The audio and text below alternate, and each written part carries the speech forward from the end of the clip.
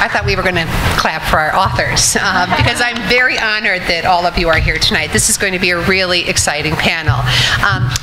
My name is Jane Kinney-Denning. I am the president of the New York City chapter. This is my second term, and the VP-elect for national, which means in 2016, 2017, I will be the president of the national organization when we will be celebrating, the WNBA will be celebrating our 100th anniversary, a milestone that we are like incredibly proud of. So I'd just like to thank you all very, very much for joining us tonight. The Women's National Book Association was founded in 1917, and we welcome all people from the world of books to join us in our events. We have many, so please do check out our website, and if you're not a member, please consider joining, especially in time for our fabulous holiday party this year. It's going to be really great.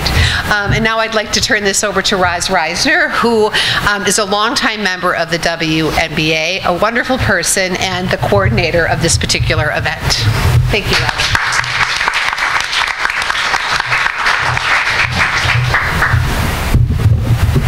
Welcome to our annual program to celebrate National Reading Group Month. For those of you who are new to this event, I'll give a brief explanation of what we're celebrating. October is National Reading Group Month, and NRGM has been sponsored by the Women's National Book Association since, I think, 2007?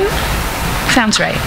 Each of the WNBA chapters around the country has an author program in October, and you can see what the other chapters are doing by dropping in at the national website, WNBA-books.org. We also put together a list of books that we specially recommend for book groups. That list is called Great Group Reads, and you have a handout with the Great Group Reads books for this year. That list is the result of frantic reading all spring and summer by a devoted group of WNBA members around the country. They are really heroic readers.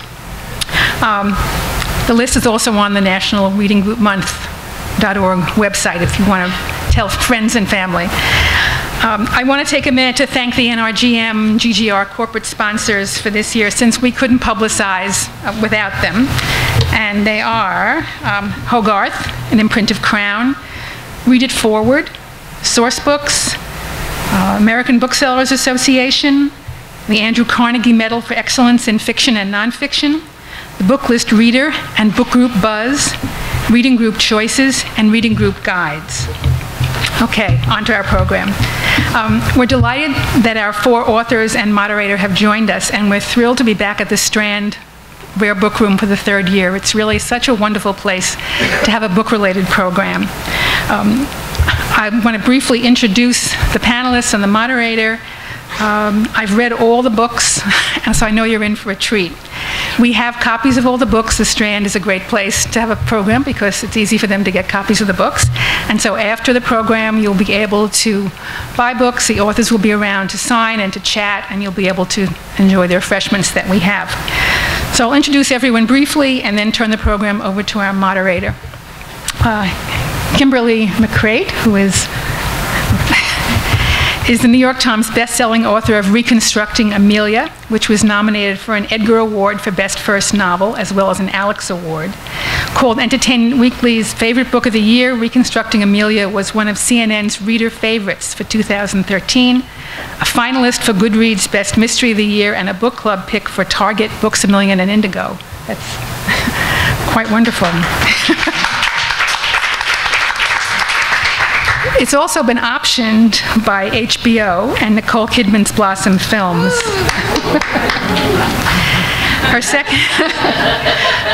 Her second novel, Where They Found Her, will be published by Harper in April 2015. Her teen trilogy, The Outliers, will be published by Harper Teen in 2016, and has also been optioned for film.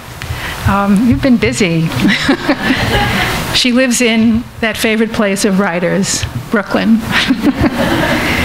Jean Hanff Korelitz, on my left, the author of You Should Have Known, Admission, The White Rose, Sabbath Day River, A Jury of Her Peers, also a novel for children, Interference Powder, and a collection of poetry, The Properties of Breath. Her nonfiction has appeared in various anthologies and publications such as Vogue, Real Simple, Reader's Digest, and the New York Times. She lives in New York City. with her husband, the Irish poet Paul Muldoon, and their children. She's the founder of a very interesting program called Book the Writer, a New York City-based service that connects authors and book groups. And I'm sure she'll be glad to talk to you about connecting authors with your book group. Lucy Rosenthal, who is author of The World of Ray English. The World of Ray English is on the Great Group Reads list this year, so we're really thrilled to have Lucy here on the panel. She's also the author of the novel The Ticket Out. She received a Pulitzer Fellowship in Critical Writing. She's edited the anthologies Great American Love Stories, The World Treasury of Love Stories, and The Eloquent Short Story. She's on the writing faculty of Sarah Lawrence College and has also taught in the creative writing programs of Columbia and NYU, and she lives in New York. And Susan Rieger, there, author of The Divorce Papers. Susan's a graduate of Columbia Law School. She's worked as a residential college dean at Yale and an associate provost at Columbia. She has taught law to undergraduates at both schools and written frequently about the law for newspapers and magazines. She lives in New York City, and The Divorce Papers is her first novel. And I can tell you, because I've read it, that it is filled with interesting legal information. She's really done a great job. Our moderator is Tessa Smith McGovern. Tessa is the author of the Amazon bestseller London Road Linked Stories, an award-winning linked short story collection, and dozens of short stories and flash fiction. She's founder of eChook Digital Publishing. She'll have to tell us about that. And host, writer, and producer of Book Girl TV, an award-winning web talk series with cocktails and emerging and bestseller authors. Book Girl TV is partnered with Disney Maker Studios, and she teaches at the Writing Institute at Sarah Lawrence. And she's also the author of Cocktails for Book Lovers, which is published in July, and which we have here. And so I'll turn it over to Tessa.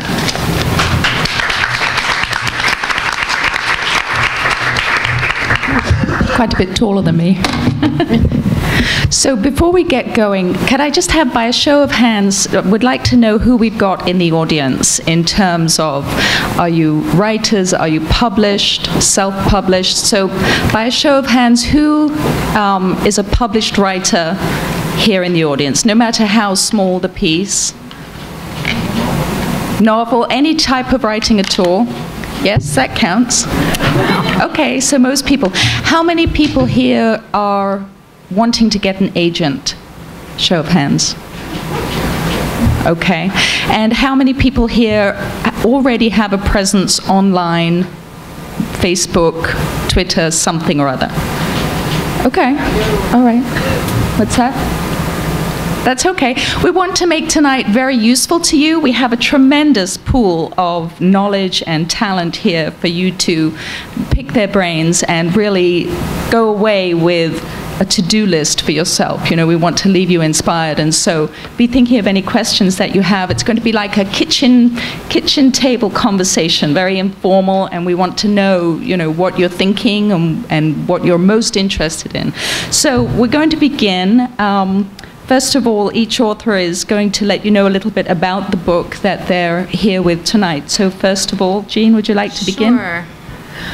Okay, well, You Should Have Known is my 5th novel, depending on how you count. We were just talking about this before. Do you count the ones that were never published? In which case, it's my 7th novel, unless you count the one that I don't admit to and publish under pseudonym, in which case it's my 8th novel. And maybe you count the young adult middle grade reader, in which case it's my 9th novel. So it's a book that came out of a fascination that I have with people who lie, because I'm a really bad liar and I don't get how people do that, let alone do it and not feel bad about it and do it with impunity and do it horribly and get away with it.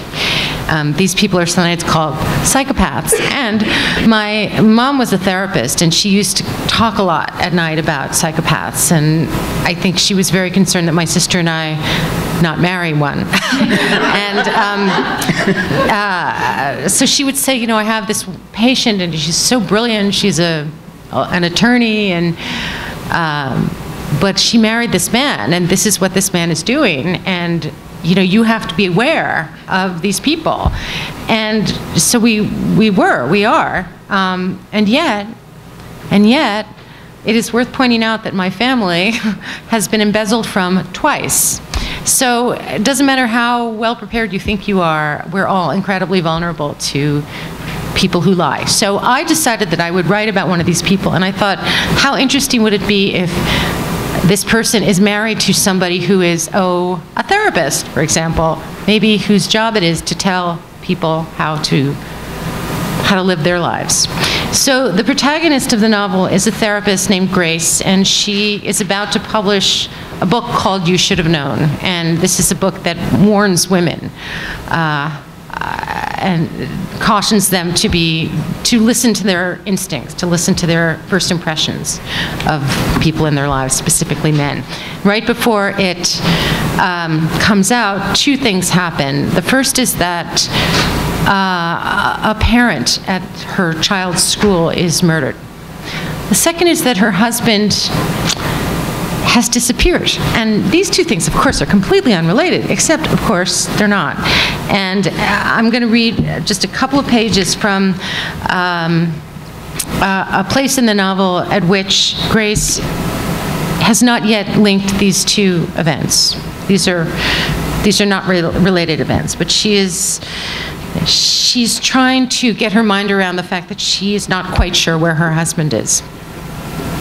The fact was that Jonathan liked to check in. He told her once that the sound of her voice, even the professional version of her voice on the office line, made him feel safe and calm, and this had moved her. She had always known that he had thought of her as his real family, more or less, since they'd met.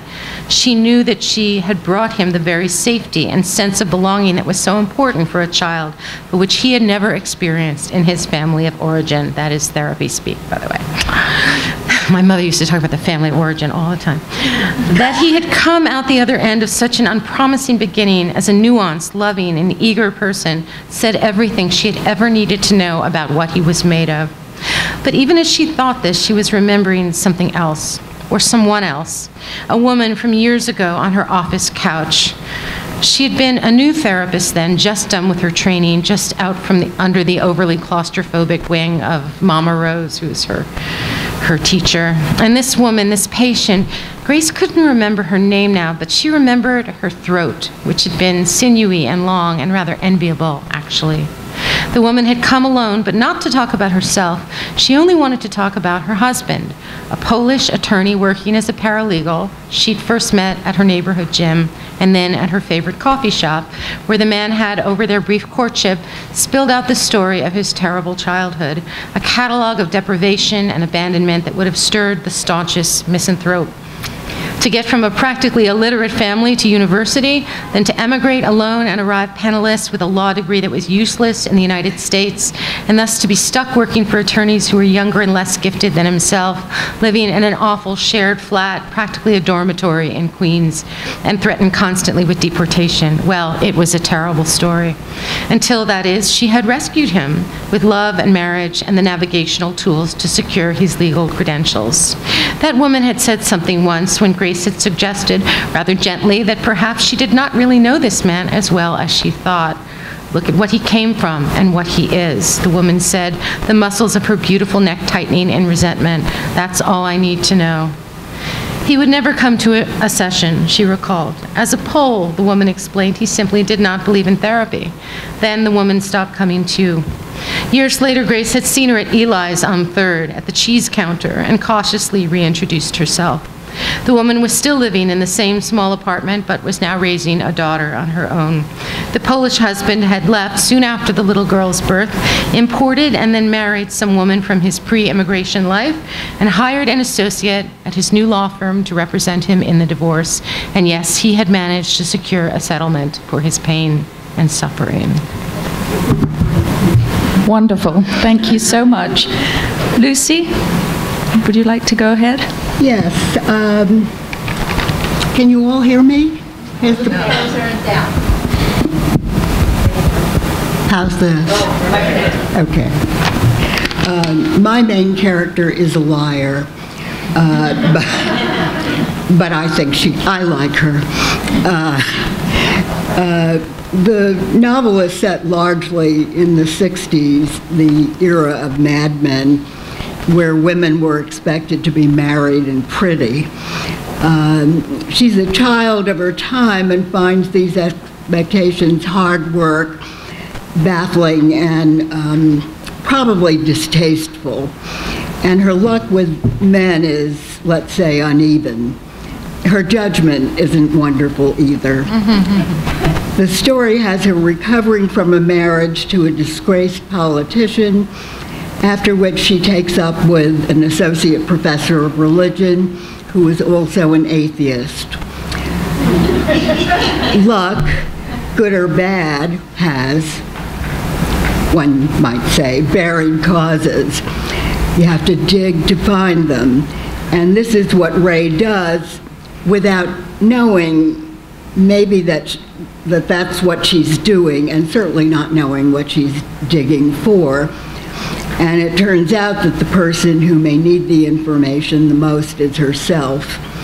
I'll read a passage from the prologue, which is set in her future and features a cameo portrait of the ex-husband.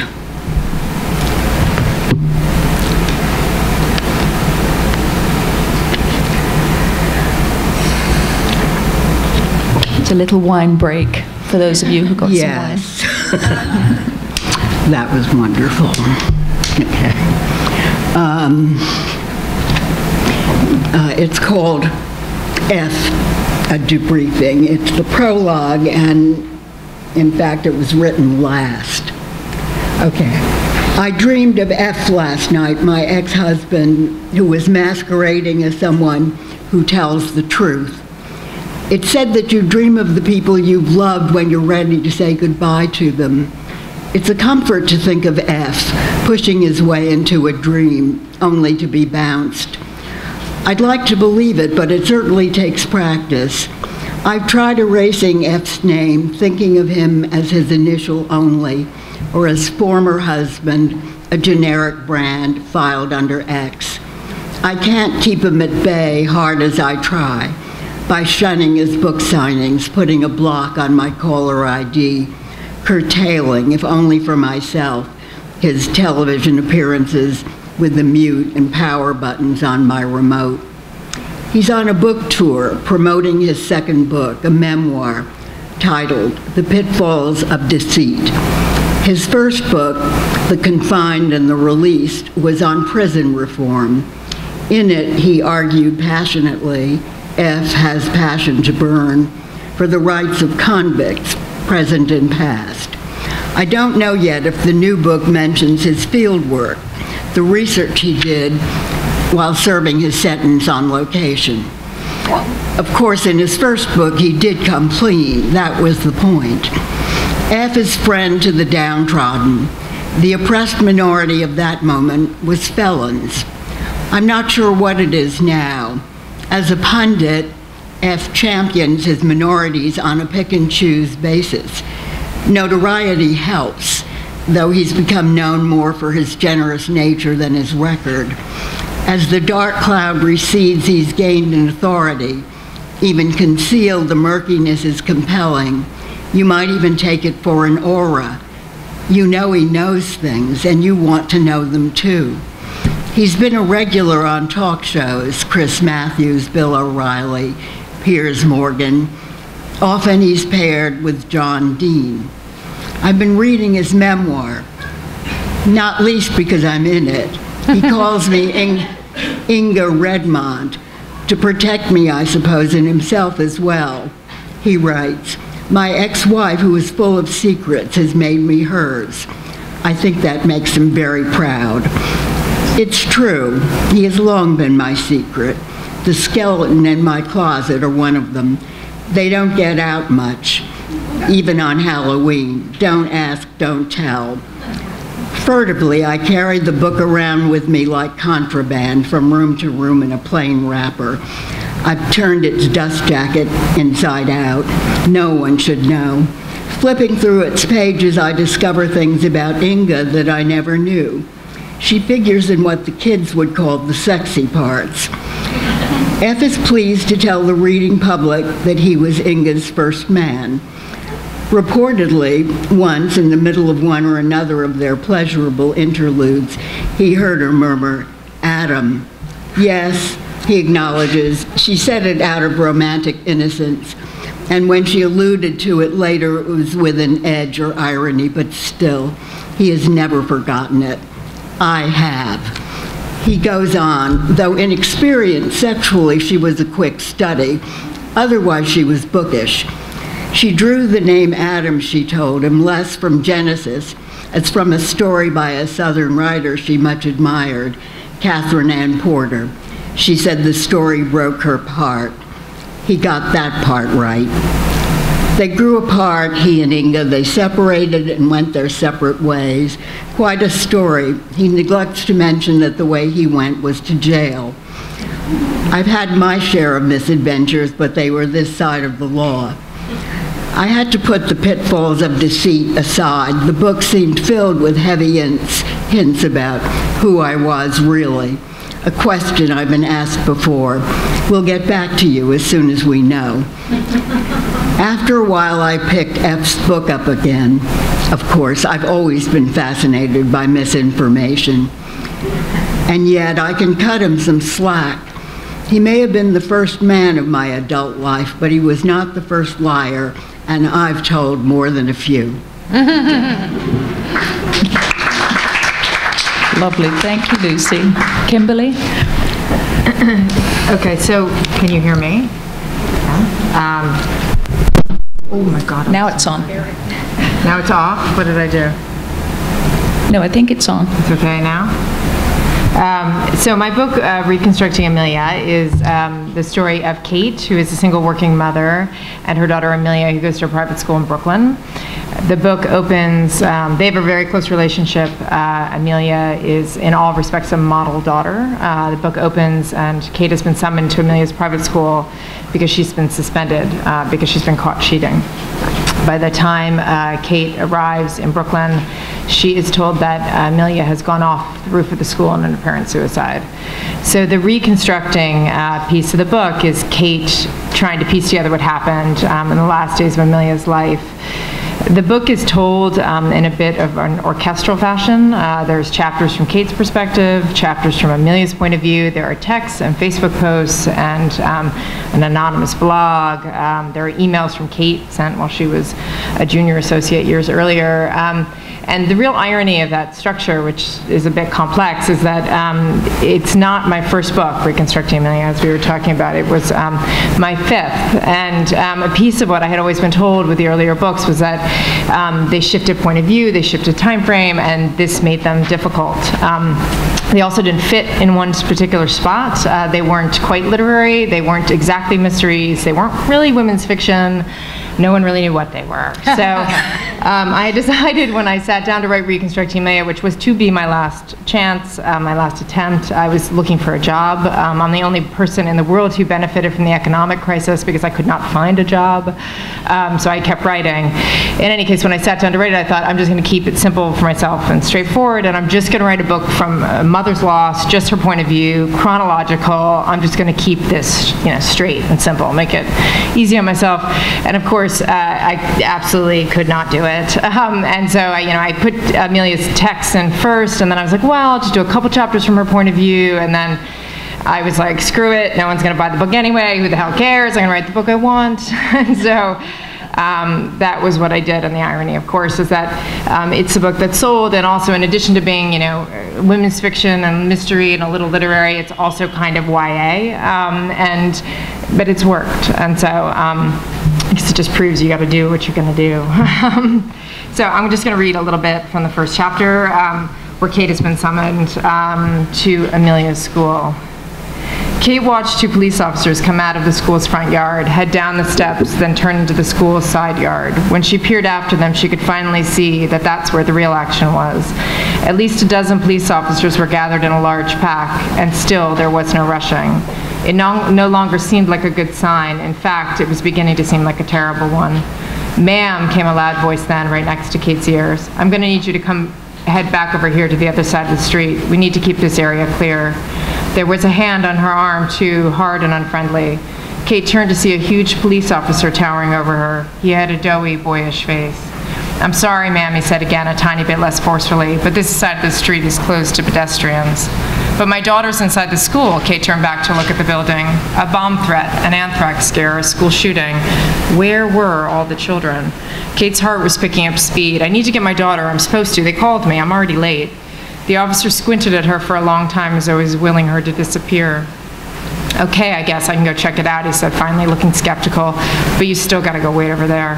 He pointed to the other side of Garfield. "What's your daughter's name?" Amelia Barron. "They called from the headmaster's office to say she'd been suspended. They said I had to come get her." Immediately, Kate wished she'd left that part out. The officer might be less inclined to help if she thought Amelia was a troublemaker, maybe even the troublemaker. "Wait, before you go," Kate called after him. "Can you at least tell me what happened?" "We're still trying to figure that out." His voice drifted as he turned to stare at the building for a minute. Then he turned back to Kate and pointed again. "Now go. There. I'll be right back." Kate didn't go where he'd pointed. Instead, she stood on her toes to see if she could make out what was in the backyard.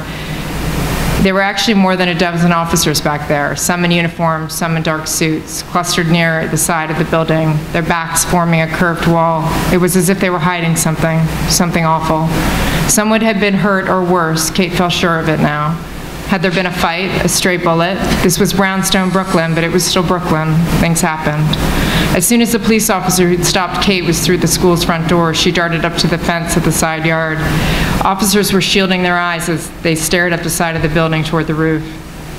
Kate stared up there too. She could see nothing except the immaculately maintained facade of the old stone building. When she looked back down, the officers had shifted, and there in the center of their protective circle was a boot, black, flat-heeled, rugged. It laid there on its side like a felled animal. But there was something else too, something larger, something covered with a sheet. Kate's heart was pounding as she wrapped her fingers around the bars of the wrought iron fence and squeezed. She looked at the boot again. It was the kind that lots of girls wore with skinny jeans or leggings. But Amelia's were brown, weren't they? Kate should know. She should know the color of her own daughter's shoes. "Mrs. Barron," came a man's voice then. Kate whipped around, bracing to be told by the same baby-faced policeman that she wasn't where he told her to be. Instead, behind her was an attractive but tough-looking guy in jeans and a hooded sweatshirt. He was about Kate's age, with a strong, square face and a tightly shaved head, and the bound-up energy of a boxer, or maybe a criminal about to make a break for it. There was a badge hanging from a cord around his neck. "You're Kate Barron?" he asked, taking a step closer. He had a tough Brooklyn twang that went with the rest of him, but he was trying to seem soft. Kate didn't like his trying to be gentle with her. It made her nervous. Behind him, Kate could see the uniformed officer she talked to before. He was standing on the steps with a gray-haired woman in red reading glasses. They were staring at her.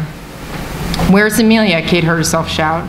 Or had it been somebody else? It sounded like her voice, but she hadn't felt the words coming out of her mouth. "What happened?" "I'm Detective Molina." He reached out a hand, but stopped short of actually putting it on Kate's arm. A tattoo on his forearm, a cross, peeked out from underneath the sleeve of his sweatshirt. "Could you please come with me, ma'am?" This wasn't right. She didn't want to go somewhere with this detective. She wanted to be sent somewhere out of the way where all the other irrelevant spectators were sent. "No," Kate jerked away. Her heart was racing. "Why?" "It's okay, ma'am," he said, putting a strong hand on her elbow and tugging her toward him. Now his voice was lower, more careful, as if Kate had a horrific head wound she was unaware of. "Why don't you just come over here with me and have a seat?" Kate closed her eyes and tried to picture Amelia's feet that morning, when she happily bounded out the door. Mothers were supposed to know what kind of shoes their children were wearing. They were supposed to check. Kate felt lightheaded. "I don't want to have a seat," she said, her panic rising. "Just tell me what's wrong and tell me now." "Okay, Mrs. Barron, okay," Detective Molina said quietly. "There's been an accident." "But Amelia's okay, right?" Kate demanded, leaning back against the fence. Why weren't they rushing? Why was the ambulance just sitting there? Where were all the flashing lights? "She has to be okay. I need to see her. I need her. Where is she?" Kate should run. She felt sure of it. She needed to go somewhere far away where no one could tell her anything. But instead she was sinking, sliding down to the cold, hard sidewalk. There she sat, balled up against her knees, mouth pressed hard against them, as if she were bracing herself for a crash landing. Run, she told herself, run. But it was too late. And for one long last moment, there was only the sound of her heart beating, the pressure of her tight, shallow pants. "Your daughter, Amelia," the detective was crouched next to her now. "She fell from the roof, Mrs. Barron. She didn't survive the fall." I'm sorry, Mrs. Barron, but your daughter Amelia is dead. That happy note. Deep breath. Okay, wow. Susan? Whoa. You got to bring them up. Yeah. Can you hear me? Is that good? Okay. Different altogether. I am not actually the oldest first novelist. I'm not even in contention. I think I'm 15 years younger than somebody who was 82. There just goes to show that not only are there second acts in American lives, there are third acts. I'm also the mother of a novelist who came before me. Maggie Pouncey, her name is, and she wrote a book called Perfect Reader, and she is my perfect reader. And I don't know that this book would be here without her, because she was the one through all the years when I was working who said I just had to keep doing it. Even though it was a book about a divorce and looked in some ways not unlike her own parents' divorce. So I'm very lucky that way. This is an epistolary novel, as it uses all kinds of different documents, and it's a graphic epistolary novel. So this would be the first page you can see. It's a New Year's card from a 10-year-old to her grandfather. And every single part of the book is some kind of authentic paper document. There are emails, letters, invitation cards, newspaper articles, law cases, statutes, everything.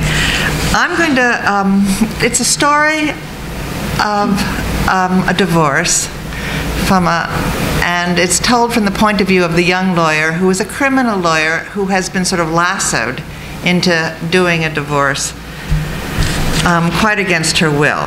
And her client, whose name is Mia Mickeljohn, comes from a very old New England family, and her husband, Daniel Durkheim, is an oncologist, a very eminent oncologist, and he always likes to say that she came over on the Mayflower and he came over on the Ark. The book is about their divorce and their 10-year-old daughter, but it's also about their friends and their family. Divorce never happens just between the two people. It happens in a world. And it's about money. It's very explicitly about money, which I don't think is talked about enough. And it's about law. The part I'm going to read to you is a cover memo that my heroine, Sophie Deal, the young lawyer, has written to her boss, David Greaves, about the intake interview. And I'll just show you. This is what the memorandum looks like. And this is what the actual transcript looks like. So everything is part of that. And now I'm going to read to you. Memo from Sophie Deal to David Greaves. You won't believe this. Mrs. Durkheim's husband's lawyers, Kahn and Boyle, get out the shovels, had her served with the divorce summons while she was having lunch with a friend at Golightly's.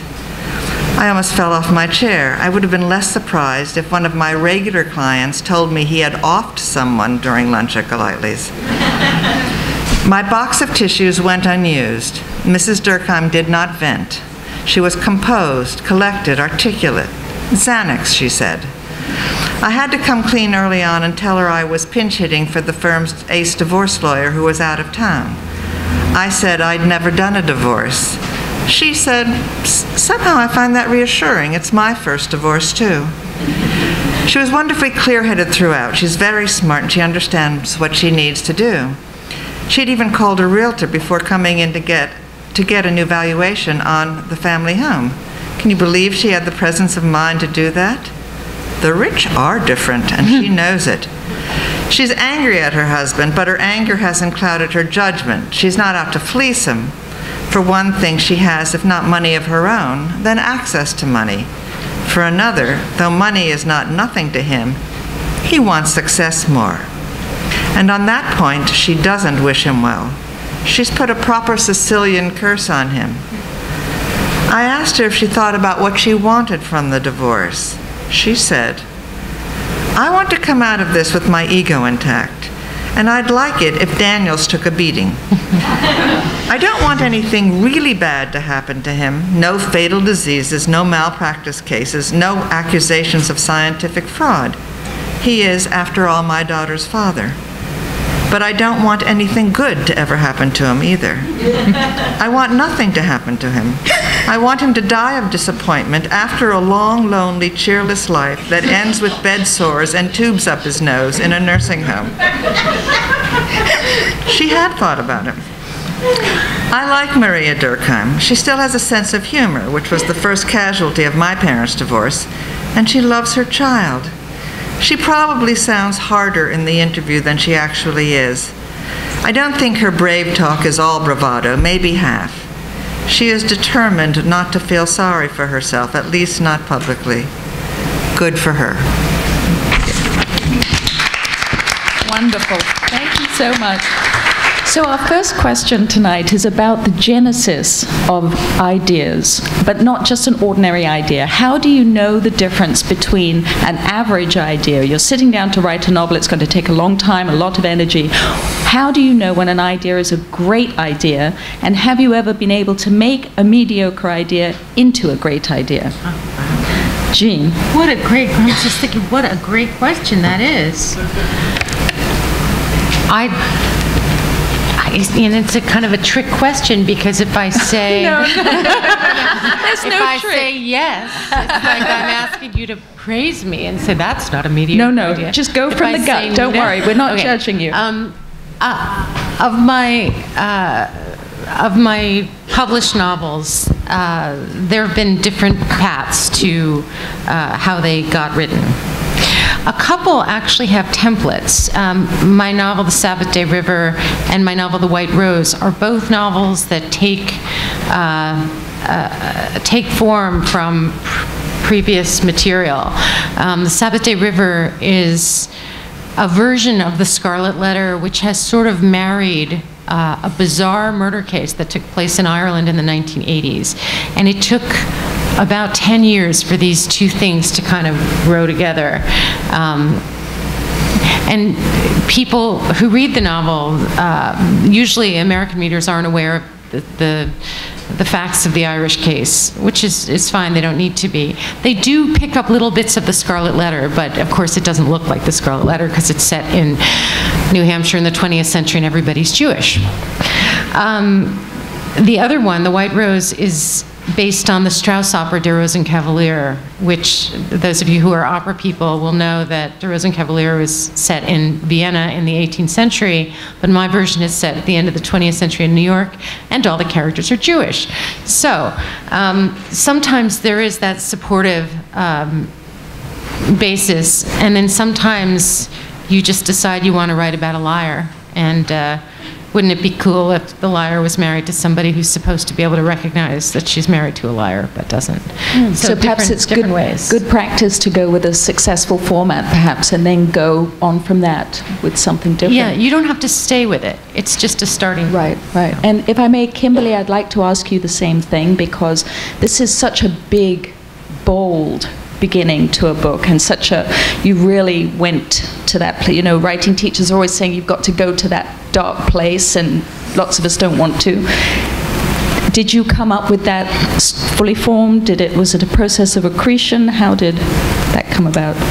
I would say that this idea and most of my story ideas usually are sparked by some nonfiction, some either real life event or some piece of nonfiction I read, some obscure event that's taken place somewhere. This was there was a New York Magazine article about a suicide at Dalton. Sorry, can you hear me? A suicide at Dalton a couple years ago. The details have nothing to do with my story at all. It's a completely different event. Something fell, don't but worry. It got me thinking about what it would mean to lose your child and how you survive that. And so that was kind of the initial spark. For me, though, I feel like great ideas are in plenty. It's when you then go to execute this really awesome idea, then the hard work comes. Because to me, all the ideas sound awesome, and then you sit down and you actually have to get into the details. And to me, it's where translating that kind of concept I feel like most writers have, a million ideas that probably would all make really exciting books, but it's really translating that into chapter by chapter, word by word, to something that you can build out. So I had that German of an idea, but then you've got to execute. Yeah. How about the audience? Do you have a dearth of ideas, or do you have too many ideas? How many have so many ideas you can't write them all down? Not a single hand. One hand at the back. 2 hands. Okay, so idea genesis, headlines, big, successful formats beforehand. So once you've got your great idea, then we're into process. We've got to execute this idea. Do you have, Anna Quinlan said recently that she every day finishes her work in the middle of a sentence, so that the next day she comes back and she can immediately start writing. That's very smart. Isn't that clever? It's so clever. So do you have, Susan, do you have any tricks for... Since Kimberly and I were talking beforehand, and it both took us 10 years to get a first novel out, except she wrote 4 or 5, and I rewrote the same one over and over again. So I think that's often what it takes. For sitting down, mine is what I called TIC, tush in chair. I have a threshold problem. I can work very well if I'm sitting in my chair facing my computer, but to get me into my room, sitting down in my chair is my problem. And I will do almost anything. I will pay bills not to do it. The Daily Mail online is one of my favorite activities. But because this is also my first novel, and I was always working at other jobs too, I always had excuses. Now I don't. And this summer, my husband is also a writer, and he was finishing a book, and he was under huge pressure, and all he was doing was working. And we were on vacation in Martha's Vineyard, but he was no fun at all. And I thought, well, I might as well start writing too. And so terrible boredom. So I sat down and started writing, and I think that's when I really became a writer. It's the discipline of doing it every day or most days. Yes, yes. And just getting into that habit. Just sit down and address the page. Yeah. That's one thing that Jane Green said was that it's easy enough to sit down, but she doesn't let herself get up until she's written, I think she said 4,000 words. She's amazing. I know. She's amazing. It's a huge amount of words, so don't be intimidated by that. But Lucy, when you teach at Sarah Lawrence and for your own writing, do you have a trick that makes starting writing each day easier? What do you tell your students? Well, I wish I could tell myself effectively what I tell my students. I think one thing I say, and I try to say it also to myself, is to remember that it's always, that you own it as you write it. And it's always your choice whether to share it, to expose it, and when.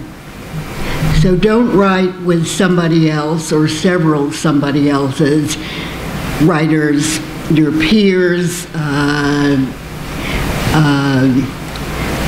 dead white men, the canon and outside the canon. Don't think about somebody else reading it, especially your mother or your significant other, and don't show your work to your dentist or accountant. Protect it. But I think the important thing is to tell them that they own it. We're living in the real world, so for them they have to show me their work at some point, and to be supported enough so that they have the courage, and I think it takes courage to share it with the class. But don't be afraid to be obvious.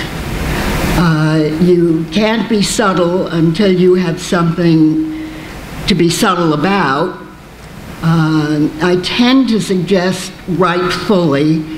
Don't be a minimalist prematurely, because you may, as you withhold information, be withholding from yourself information that you need, because one of the things we do when we write in early draft is to tell the story to ourselves. The other thing about rough draft, and I think my rough draft, I mean, I've learned not to cringe so convulsively. How did you learn that? How did you stop doing that? Well, this is what I tell my students, and I have found it to be true, so it helped me to stop doing that. Rough draft, clunky as it is, first of all, unless you're given a gift, as Norman Mailer once said, most of the time you have to struggle with it. Rough draft is inevitable and also useful. You leave yourself clues when you write fully, and you usually don't know that you're leaving yourself this trail of breadcrumbs. An image can recur, and that can point to a theme, and you can derive narrative from image. I try to encourage them to play with, look at what they've already written. So to have faith that there's going to be in there what you need? Faith, and also, I think you have to have faith. I mean, it's a shot in the dark for everyone. And that can take 10 years. Well, for me, 10 years would be the half of it. Oh, gosh. Okay. Could I ask you, Jean, through your various novels, do you still have crises of faith? Do you think this is... Every day. Literally every day? It's awful. I mean, there is a sort of magic moment when you're maybe half to 2/3 through where you suddenly think, oh, maybe I can pull this off. Okay. And it's a very happy moment. I mean, it's like the train has been chugging uphill, and then you go, oh, it's suddenly you're over the hill. God, what a boring metaphor that is. But we get it. But it really is a struggle, and I find the beginning, the starting a new book, the worst part of all, and I think I'm pretty upset about it because that's exactly where I am right now, and any paying bills, in a second would I pay bills. I mean, so what do you do to get to the chair? And today, let's see, I spent an hour removing paint from a doorway in my new apartment and looking longingly at all the painted doorways and baseboards that I could remove paint from in order to avoid starting this book. Okay. But I have to do it. Finally. And, are you under deadline? I'm not. I've never had a 2-book contract. It's probably a good thing. But I am getting phone calls now from my agent and my editor saying, no rush. Just wondering, Isn't that nice, though, to think that someone would call you to say that? Where's your writing? I'm thrilled. But you know what? I actually know them both well enough to know that they have had a phone call about me, and they have said, you know what, we're just going to leave her alone. Oh. You have to leave her alone. She's going to do it when she's ready. Okay. Just don't push. It's going to make it worse. So, Kimberly, I know Kimberly has a website with a couple of years' worth of very useful blogs for writers, and perhaps you could describe, when you sit down to start a novel, what you focus on. The horizon. I think for me, the beginning is actually not the worst part. For me, the worst part is like the middle third, where I just feel like I'm in the weeds. Like I have an ending in mind. I got through the beginning, and then there's this mass in the middle. So that to me is kind of the harrowing part. I just try to write as fast as I can at the beginning, and I don't look back, because to me, there's no greater terror than 0 word count and an empty page. And so if I can get it to, I've got 20,000 words, well then, once there's a certain tipping point where you're like, well, I've already written this many words, so like I got, I'm closer to the end than I am to the beginning, and so I just try to write as quickly as I can to kind of get to that point. Does everybody here find that do you write as much as you want to, or do you wish that you had cause to write more, someone waiting, you'd like to have a deadline, someone saying to you, so are you in writing groups? Are you in writing groups? Jean? No? Susan? I used to be, but now I think with deadlines and having an agent and an editor to You don't need it so much. It's not that you even don't need it. I think I haven't had time to kind of take that workshop. But you probably have a writer. You have a reader. A reader? Yeah. A reader who reads your work? Yeah, I mean, probably mostly my agent, my husband. It's brutally honest. So. Oh, this is her husband right here. Do you have a reader? Yes. Who's your reader, Lucy? Well, she's here. Where is she? She should make herself known. Stand-up reader. Where are you? Does she yell berate you if you don't do a certain amount of words? Do you want to... She's hiding. Well, I don't know whether she wants to hide or not. Can you send me a signal? Okay, so... There she is. Josephine Hendon is my... Where is she? Okay, right here in the blue jacket. Don't be shy. Okay, so... I have read a lot of Lucy's work in many manifestations, and every one of them seems to be funny and witty and ironic and deep at the same time. So I've enjoyed them in all the manifestations, although some prove better than others. Right, of course. So just to bear in mind that if you... Yes, she knows how to talk. If you do need deadlines and you do need... It's all about delivery. And you do need prompting, then find yourself a writers group, because it can be free and it's really one of the best ways to have an obligation to produce the words you want to. So moving on to the business part, let's talk agents. Kimberly, if I may, I'd like to ask you first. I know you've been through 3 agents, so could you tell us the steps you went through and whether you think it's the same for people in the audience today?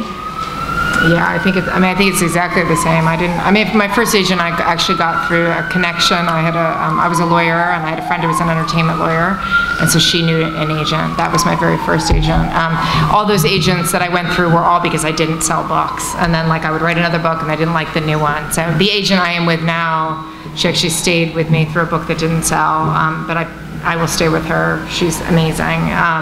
But so it's not as though I've turned over agents, through published books. It was a bit of that process. But I really just, beyond that first agent, it was just blind querying, using Agent Query, which is a great website. What is it called again? What's it called? Agent Query. Agent Query. How does that work? It's just literally you can search by genre, are they accepting new clients? It's like the best. So I would use Agent Query to kind of get my initial submission. I've done this so many times.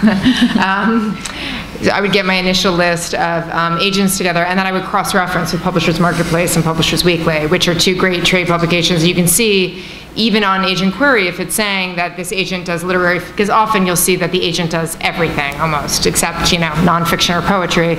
But then you can go on Publishers Marketplace or Publishers Weekly and really see what deals they're closing and really get a sense of, yes, but they mostly do historical fiction. Right, you can search under their name and see what they've sold in the last 6 months. Exactly. For example. Fascinating. Yeah, and so I think, with the advent of the internet, when I started doing this, trying to get an agent, obviously there was no snail mail and all that stuff. I would recommend, as you do the process, to really cast your net really broadly. You have to, for a lot of agents, some require, exclusive submissions, so they have different rules. You want to be very transparent that you're giving it to other agents. I would never say misrepresent what you're doing, but it can be a excruciatingly slow process.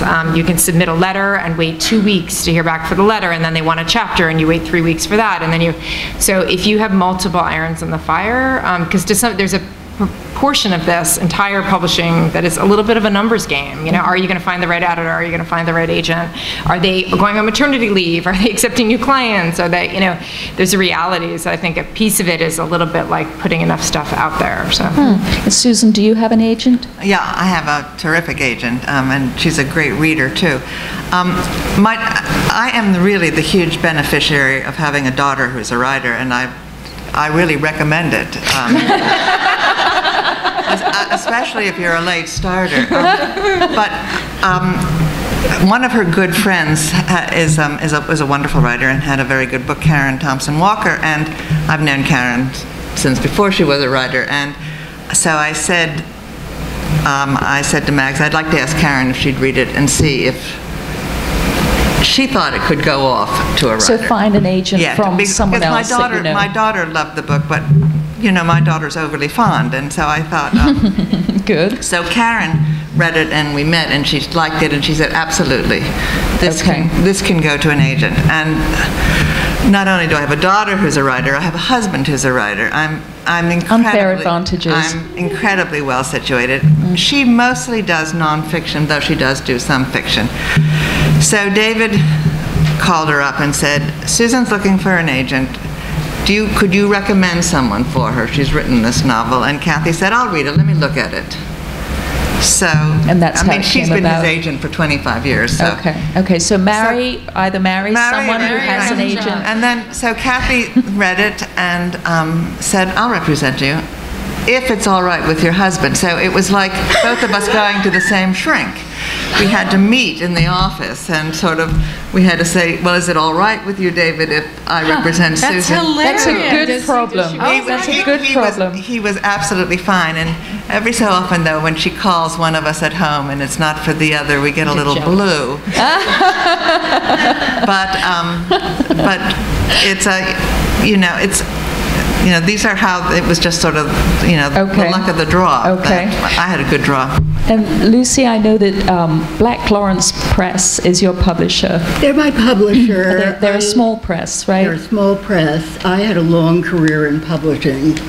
So the way I connected with an agent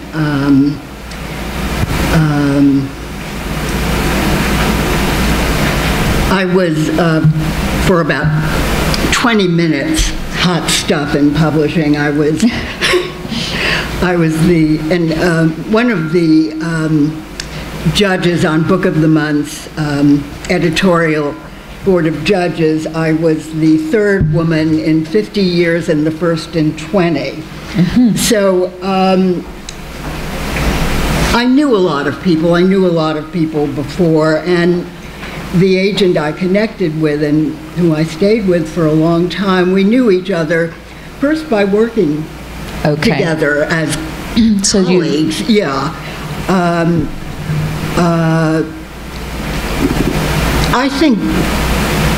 I think it's a lottery. I think you have to have if you don't have a thick skin, pretend you have one. Yes, fake it. Yeah, don't study rejection letters. They are at so many removes from what actually makes a book They mean you're in the game is what they mean. Yeah. You're out there. I'm sort of waiting and quietly shopping right now. I think shopping for an agent? Quietly. Very quietly. I didn't say this. How are you quite quietly shopping for an agent? You're just sending emails to friends? I have a couple of people who are interested in my work. I think one thing to do is to look at a book, look at a writer whose work really compels you. Mm-hmm. And find out who his or her agent is. You can find out often in the acknowledgments and send a query letter. Right, and even quicker than that, actually, Publishers Marketplace, I think it's $25 a month, and you can sign up and you can search titles of books to see who sold it.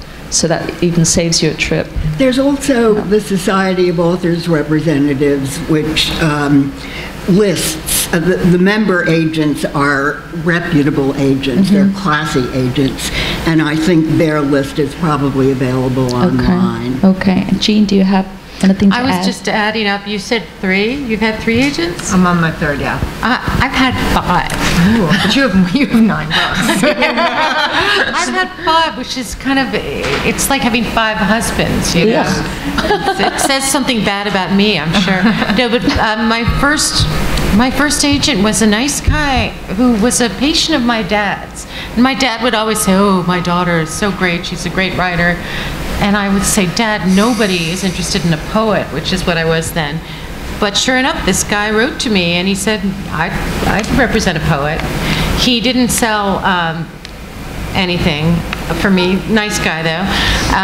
Then I worked in publishing in the 80s, and there was a very wonderful agent who I respected very much, and when he became my next agent, and he was unable to sell my 2 novels. And the day that he dropped me as a client by sending back my poor rejected manuscripts was really one of the worst days of my life as a writer.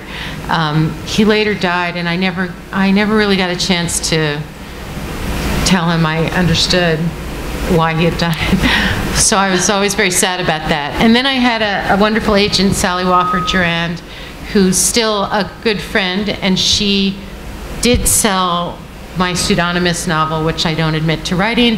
What was the pseudonym? I'm not going to tell you. But I wrote an essay about this for an anthology that Erica Jung edited, but I've never told anybody the Was pseudonym. it the one about sex, that anthology? Yeah, that one, yeah. Very interesting. But it wasn't called 50 Shades of Grey. No, but we can look it up. Erica Jong's latest anthology. Okay. Yeah, but you still won't find out the... We'll have to guess. I bet we'd recognize your voice. I bet you won't. But anyway, so she's still a good friend. But then I had an agent called Pam Bernstein, who's also still a good friend, and she sold my first 2 novels. And then she called me one day and she said, I'm closing my agency. And I thought, well, that's that, because my first 2 novels had not sold very well, and I didn't have anything. And then she said, but I found you a new agent. And I said, really? That was fantastic. And it was a woman named Suzanne Gluck at William Morris. And I went in to meet her, and the whole time I was meeting her, I was thinking, what do you want with me? I'm never going to make any money for you. And when I told my mother about this afterwards, she said, please tell me you didn't say that out loud. And I said, no, I didn't say that out loud, but why do they want me out? I had been taken on a tour of the William Morris offices, and they were so awesome, and, and everybody was fashionably dressed, and I'd been taken to a really nice restaurant for lunch, and I signed the contract. Of course I did, but I was full of self-doubt, and then I wrote The White Rose, and Suzanne sold that. And do you think that you got a different quality of editing from them, such a big agency? A better quality? Suzanne was certainly a phenomenal reader, and she still is. I mean, I trust her very much as a reader. It's not that book made me a very well-known writer or brought in a lot of money, but she really believed in me. And then I wrote Admission, and I guess the rest is history. Well, whatever. It's my history. It's personal history. But yeah, 5 agents, that's pretty bad. So a couple of other things to say. This is actually a fantastic time for writers, even though it is a peculiar time. But there are more opportunities now than there ever have been in terms of getting published and having control over your own career. So one of the things is having a platform. If a publisher looks at your online real estate, are you on Facebook? Are you on Instagram? Are you doing anything, even if it's just one place? They will have some confidence that you can help sell the book. If you're not anywhere online, then they're going to know that you may not be able to assist in any way. So that's actually an important factor. And also going to conferences. Go and make a personal connection with an agent who you've hunted down, and you know that they're going to be interested in your work. So talking about social media, the dreaded social media, we have a mixture on the panel because Susan has just joined Twitter. Kimberly is very active, has fabulous social media. Lucy is almost invisible, apart from her bio. That's true, and I may remain invisible. Apart from her bio at Sarah Lawrence College. And Jean, you're kind of a mixture. Yeah, I'm there, but I'm hidden because I'm only there as author and as proprietress of Book the Writer. So I tweet as Book the Writer, and my mandate on Twitter is that I'm tweeting about our authors, of which I am one. So you'll never, ever hear from me what I ate for lunch or what movie I just saw or who my friends are or who my kids are, because I'm totally private about that. But you will hear me say that I'm going to be here tonight or I'll be in Texas this weekend. Right. And do you things have like that. any sense that any particular social media has brought you new readers? I think it has, but I'm so squeamish about it that I'm not ready to take advantage of that. Okay. Kimberly. I don't like it. It's very tiring, but Kimberly, you do quite a lot, so tell us what you found to be the most useful and how do you integrate it into your day so that it doesn't take over? It's funny. I wouldn't think that. I don't think I do quite a lot. That's really? interesting. No, I mean, I compared to some authors, I don't. I have a Facebook page. To me, Facebook is really easy, just because it's, it's links, it's photographs, but I probably post once every couple days. I was in the launch of my book, that Facebook is where I put my efforts in terms of getting fans, in terms of advertising. You did your own marketing?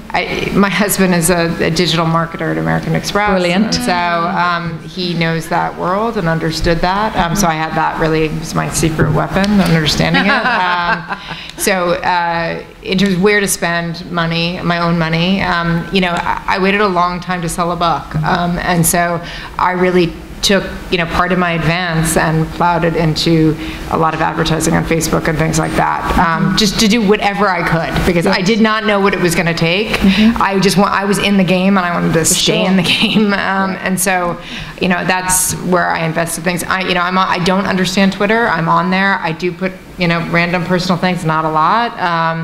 I have my own rules about where to include my kids. I'm cautious about photographs of them, etc.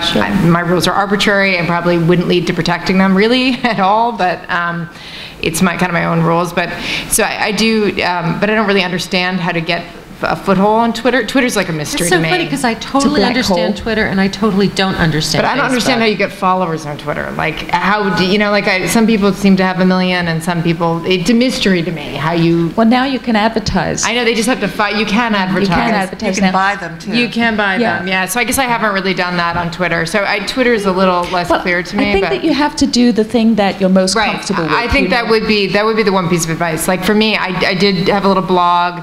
It's not clear to me that I will continue that. That seems to be a real-time investment, writing like lengthy posts that I don't really have time for. But I think Facebook is the thing that makes sense to me, just because it's partially photographs, partially words, and so like I feel like find the thing that makes sense to you and just do that, whatever that thing. Yeah. So choose one place, be somewhere. Yes, we're going to open up now to audience questions. So who has a question for one of our panel? At what point do you give up on your agent? Ooh, that's a good question. I mean, because they're not selling. Yeah. I've never done it. I've always been the dumpee rather than the dumper. I have been both dumped and I have dumped. When I dumped, it was because he was unable to sell my first book, and then was very enthusiastic about me writing a second, which I did do in the morning before going to work at a law firm for 90 hours a week, getting up at 4 a.m. every morning. Did complete the second one, and on the eve of my 30th birthday, he sent me an email to tell me that the book was unsellable and I should put it away. And the fact that he said that in an email rather than calling me, I was like, I don't care if I never have another agent. That's enough. It was just to me, that was too much. What's your situation? It's not mine. It's my daughter has helped write someone else's book. So they're with an agent that was incredibly enthusiastic and gung-ho and rah-rah, loved the subject, loved the book, loved all that. And it's been a year and a half, and nothing's happened. And my daughter can't be directly in contact because she was or just helping to help this book come to be. So that's tricky then if she doesn't have that say. She can only try and persuade the person who is... Yes, a year is long enough if nothing's happened. I mean, it all depends on the enthusiasm level. Yeah. Agents have to sell to make money, and they can only sell really if they're enthusiastic about something. If the agent is still working on it. Right. So we hear.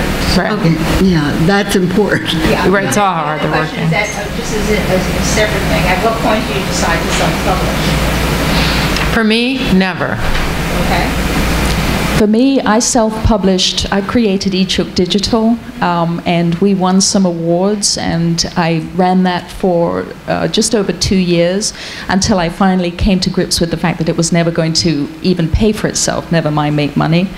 So now it sits on the internet and it's not being added to. But I don't think that I would have got my book deal with Source Books if I hadn't self-published. Because I was bringing so much to, you know, I was bringing Facebook, I was bringing videos, all kinds of different things. I mean, I think I would have had to have a pretty terrible concept. And also because it's the type of book it is, it's an easier thing to quantify. It hasn't got a plot that has to be tightened and made really good. Yeah, so I think that there's a difference between fiction and nonfiction. Definitely. It depends what the genre is, but I would definitely exhaust traditional publishing first. But an agent who's paying attention is really only going to go through, in my experience, about 3 rounds of maybe 8 to 10 publishers. And that's going to take you maybe 2 months. So if nothing's happened, certainly in 6 months, I would say, find someone who really likes it. But you can also have the person ask the agent, where have you sent this and what has the response been? So you do need to know that if you go to another agent, because they don't want to resubmit the same book. Traditional publishing is so small now, the big 5. But the thing is, don't be scared to self-publish, because it actually is really quite simple. So it's work, it's a lot of work, but it can be done. So if you want to talk after, by all means. No, well, I was just, I am a book group facilitator, so I do book groups all the time, and I'm very conscious of authors. And what surprised me, someone, not his name, the gentleman who wrote The Rules of Civility. Yes. Was an amazing bestseller, wonderful, wonderful book. Julian Fellows. Excuse me? Amar Tolles. Amar Tolles, thank you. Thank you. His follow-up to that, which everyone was interested in finding out about because they took main character and continued her story, he has an agent, he has publishers, he was on bestseller list, I'm sure he's done very well. He chose to self-publish the second. Yes, yeah. Which, was very, very startling when he had all the opportunity to do the normal path. Yeah. So my understanding of that is basically a little bit more. Yes, he definitely will, for sure. Eileen Gooch just did it. I hate to interrupt, but we've been told that we've run a little bit over. Okay. I know we've been going for a long time. This is Jessica Napp. Can I say one last thing? If you do have questions, please contact us afterwards. We'd be very happy to help you as much as we can. Yes, and thank you very, very much for a wonderful discussion. Yes, thank you to our panel and moderator, Tessa, Jean, Lucy, Kimberly, Susan. Thank you very much. It was such an informative evening. Everyone will be lingering just for a little while longer, so if you do have further questions, please, by all means, do ask them before you leave. Just a quick note on your chairs, there are flyers for an initiative that the Women's National Book Association is very proud to support. It's the Kids Research Center. We are doing a book drive for them between now and the end of the year. This organization is amazing. They set up reading rooms for children in housing projects around the city, and it's a beautiful project, beautiful, colorful rooms that give kids who might not have access to beautiful books a chance to read, explore, and have their imaginations go wild. So if you, please take the flyer. If you can donate, share with your friends. We would love it. Come to the next event, bring a book if you want. You can even donate your Strand gift card tonight. Marlene Veloso, who runs the program, is here, and if you have any questions about the program, please do ask her. Again, thank you everyone for coming. It was a great night. My name is Jessica Napp. I'm the VP of Communications for WNBA, and thank you very much. Good evening.